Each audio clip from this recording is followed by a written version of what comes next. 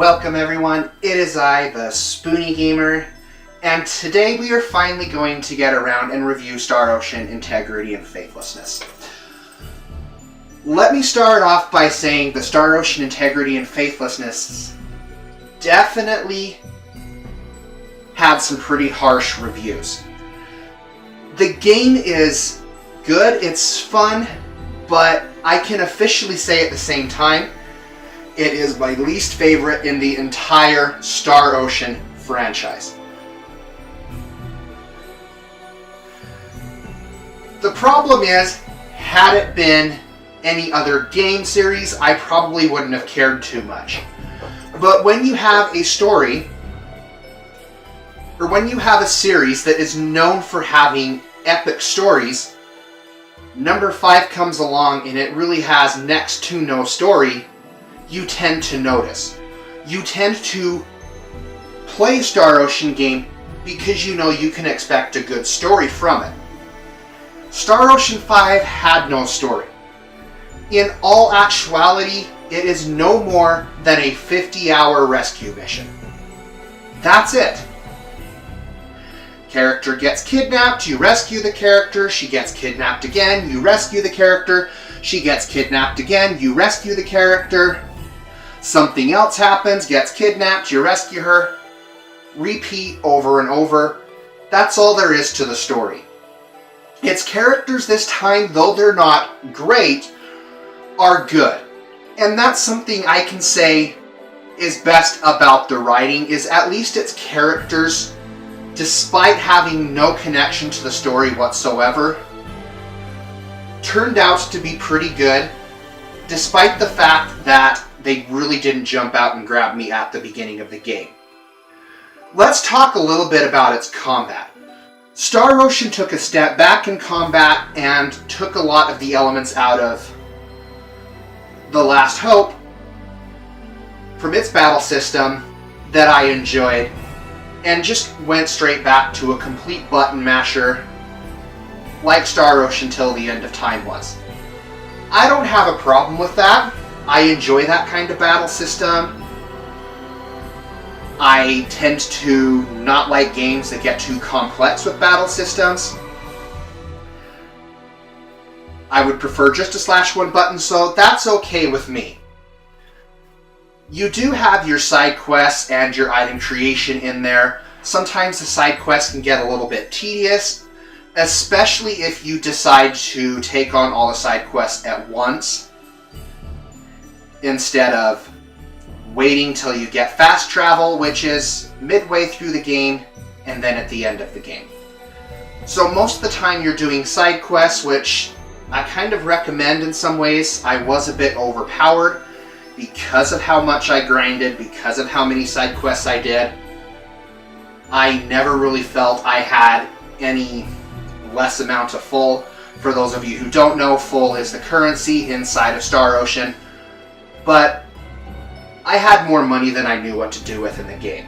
Even after the game's end, even after buying all the ingredients needed for some of the cooking things to make, I still had quite a bit of money that just kind of sat there.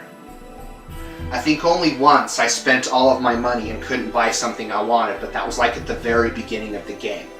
So no harm was really done.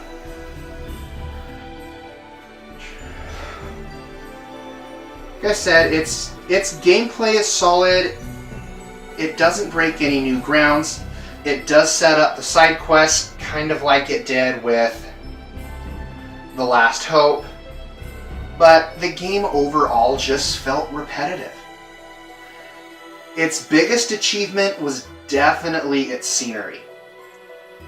That is probably the biggest compliment that I can give Star Ocean Integrity and Faithlessness, is its scenery.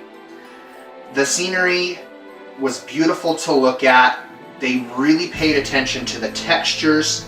They really paid attention to the walls, like what it would look like if wood was there, the floor tiles, rocks, things like that. You know, the texture was really, really good. The enemy design was okay. Some of the enemies looked pretty cool. But overall, Star Ocean 5 was just a big disappointment.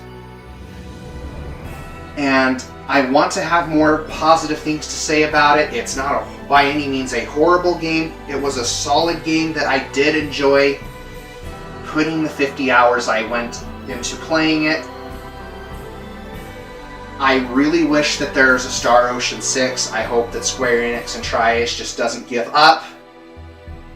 I really hope that Star Ocean 6 can push for a story that is on par with 1, 2, and 3. Number 4 had a good story, but it wasn't as great as the first 3 predecessors. That's something I've always enjoyed about Star Ocean. That's something I would really, really like. In all honesty, do I recommend this game? Maybe to hardcore Star Ocean fans. But don't expect much out of it. Don't expect much from its narrative, even as a Star Ocean fan. Don't expect to have a grand story unfold, because sadly, you're not going to get it. Like I said, there is next to no story. For spoiler reasons, I'm not going to go into the story, but I can pretty much say that I could talk about anything inside of the story and I'm not really going to be spoiling anything, just because the plot ends up being so predictable that there's nothing to really spoil. You guys have been watching the Spoony Gamer. Leave your comments down below, guys. Have you played Star Ocean Integrity and Faithlessness? What did you guys think? Did you guys enjoy it? Did you guys like it? Did you guys enjoy its characters? What was your favorite thing about the game? Leave those down below. Let me know. I'm curious to find out what Star Ocean game had your favorite story. Mine personally was always 3. I loved the big old plot twist at the end. Totally didn't see it coming. My personal favorite. Leave those down below, guys. Be sure to hit subscribe there for me. New content will come your way. And most importantly, stay happy, be happy, game happy. The Spoony Gamer is checking out.